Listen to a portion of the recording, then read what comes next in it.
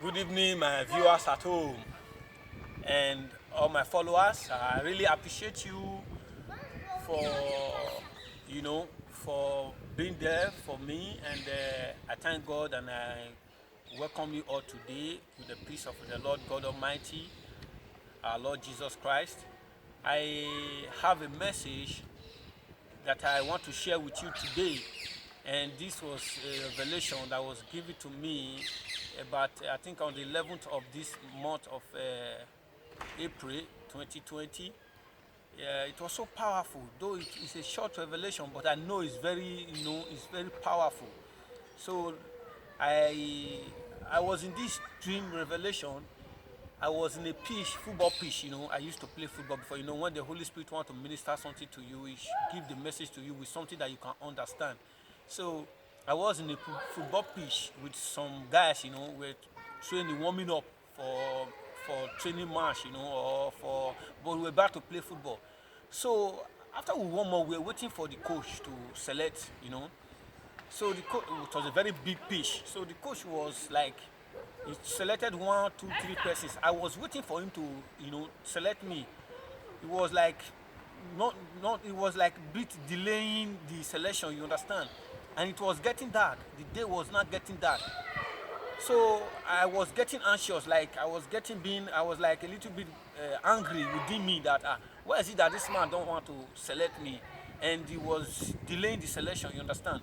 So later it was getting dark. It was not getting dark. Then the coach now said, okay, let us go to the part of the pitch that is a little bit, the place is a little bit brighter where we can still see each other. Then we jogged to that part of the pitch. And as I was warming up by the side with one other guy, like immediately we went to the side of the pitch. I stepped on something, then I decided to look at what I stepped on. It was my phone. This is my phone. I never knew, to me, that dream, I never knew that my phone was there.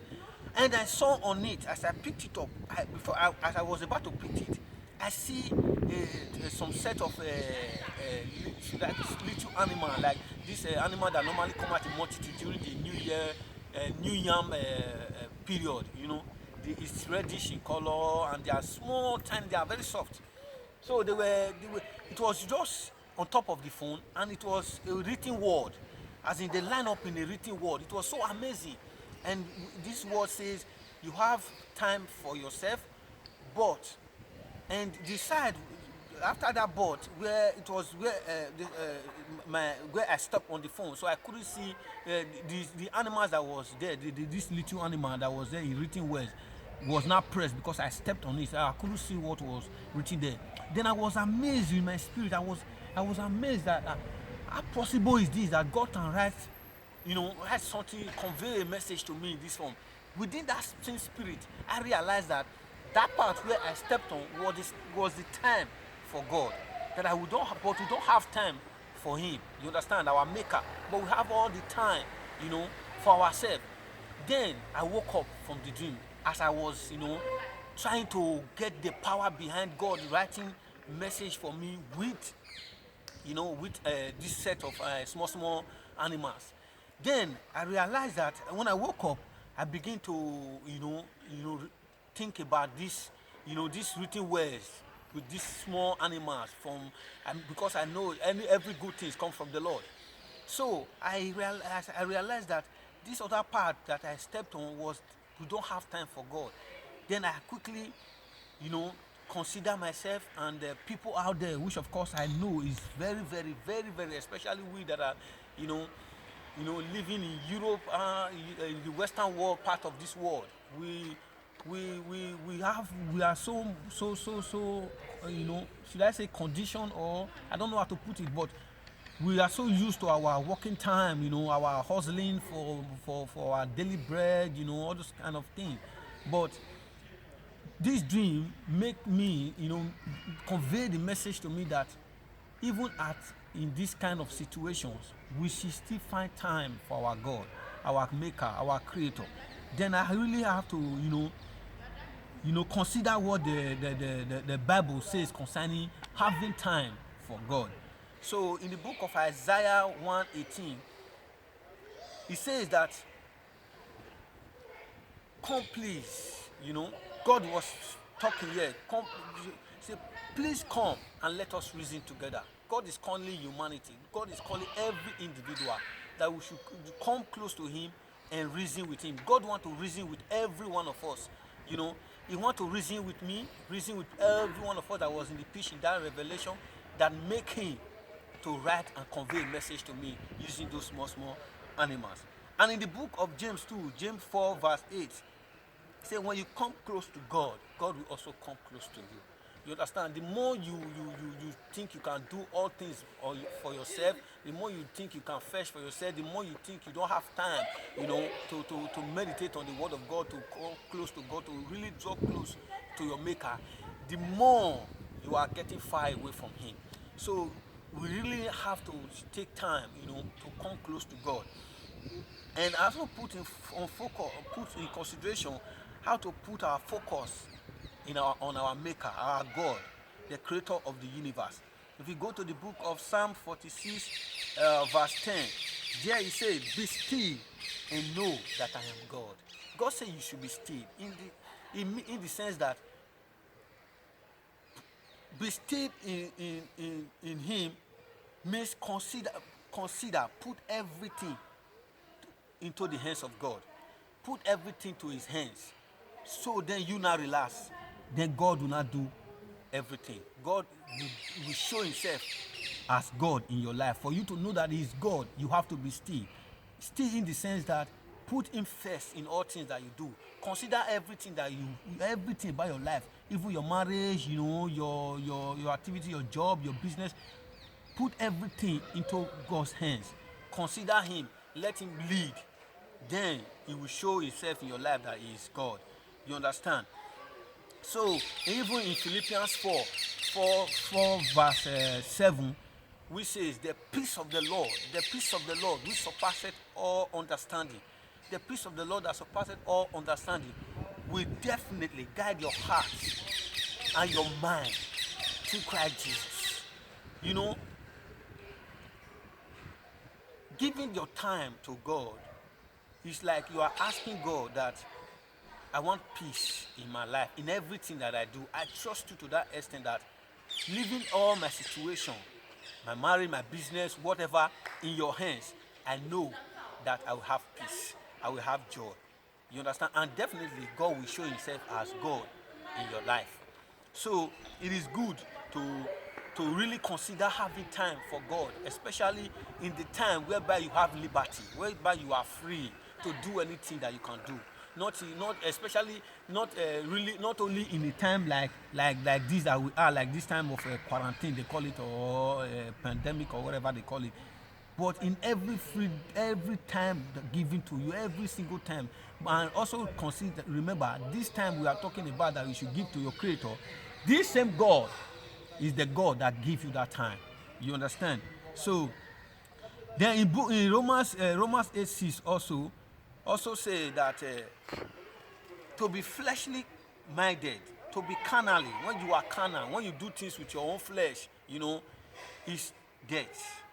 It is death. You might not understand. There are many living deaths today in this world. Many people are just living. You see them, they are living. But once you are not in Christ, if you are not in Christ, that person is a dead among the living. That is just the truth. That is the truth. So that's why you have to be spiritually minded. When you are physically, when you are materially, how will I put it? When you are fleshly minded, carnally minded, it is death, straight ahead. But when you are spiritually minded, you put all your mind, your spirit, your body in Christ. You put all your mind, your body in Christ. That is to say you are spiritually minded. And that is what? Peace and life. Thank you, Holy Spirit, for helping us out here. Then Isaiah 26 verse 3 also say, if God Himself will keep you, God Himself will protect you, will guide you. He will keep you from every evil thing, because your mind is stayed on Him.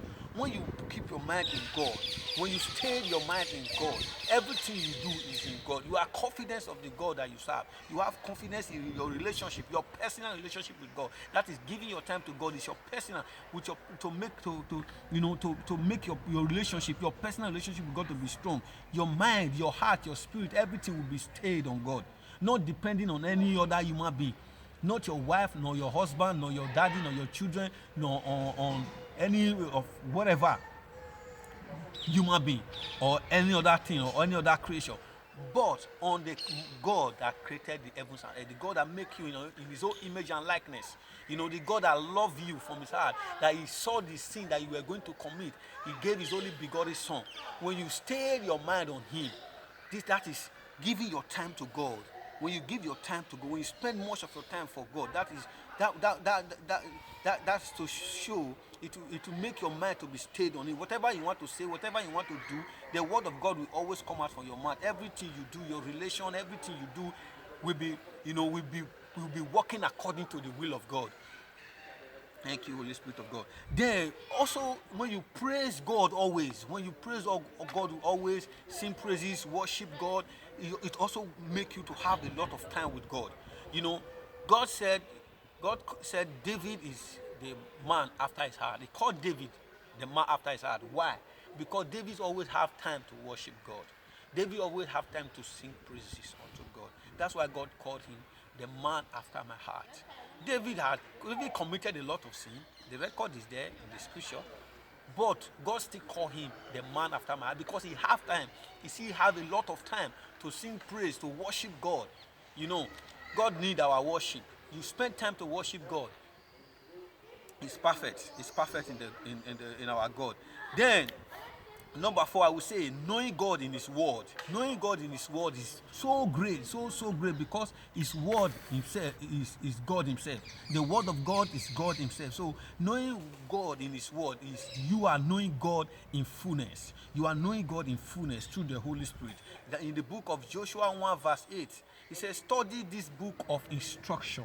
Hey, this is powerful. It's a book of instruction.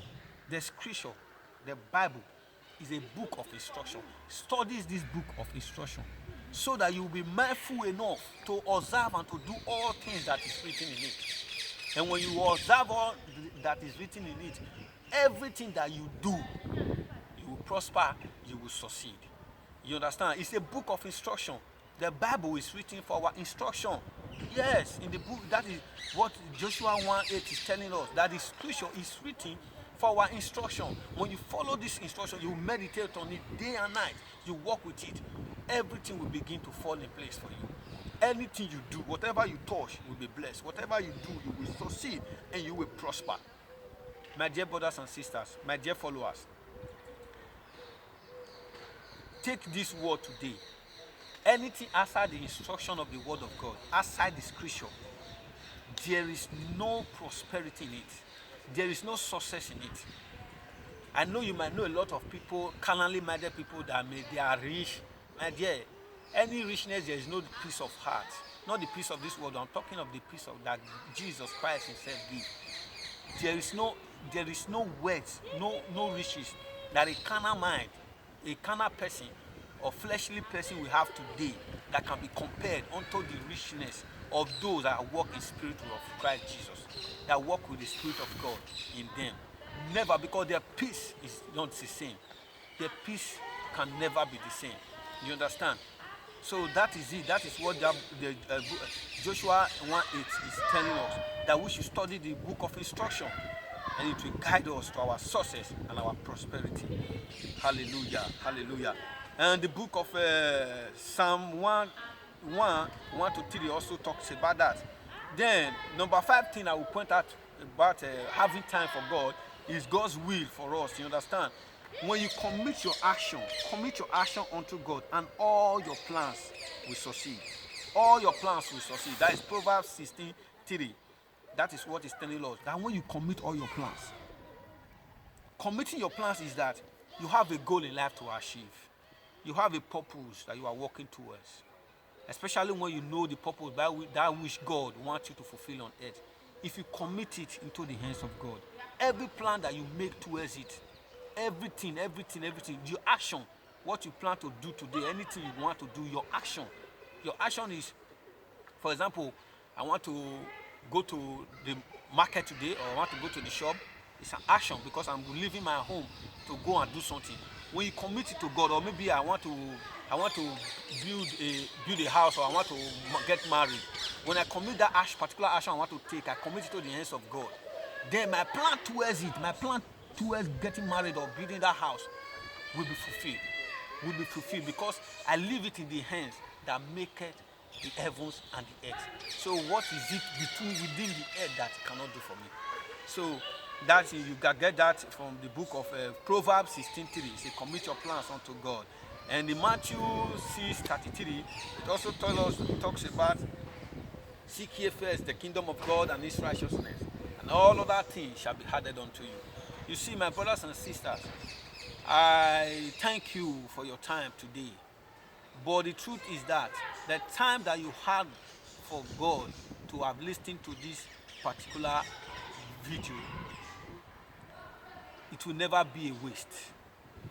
God will perfect this word in your heart that you will walk with it.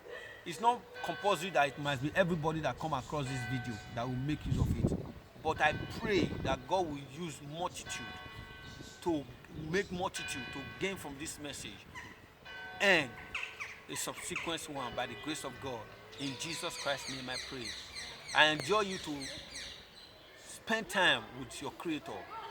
Create a personal relationship with God. Create a personal relationship with God. It's perfect. Thank you very much.